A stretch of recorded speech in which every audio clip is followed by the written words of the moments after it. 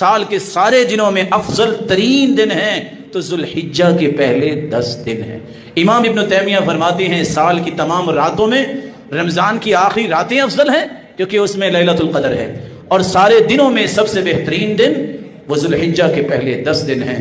حدیث میں آتا ہے ان 10 دنوں میں کیا گیا عمل سال کے تمام دنوں سے افضل ہے۔ صحابی نے سوال کیا اللہ کے رسول جہاد بھی؟ کہا کوئی جہاد بھی کرے تو پھر بھی یہ عمل اس سے بھی افضل ہے۔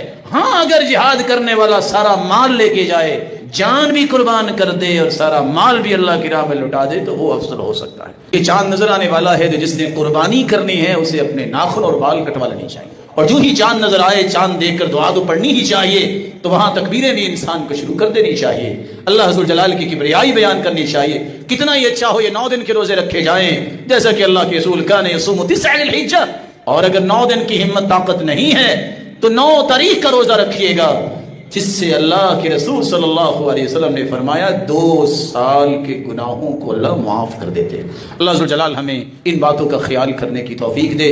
جس کے پاس طاقت ہے قربانی نہیں کرتا وہ عید پڑھنے بھی نہ آئے۔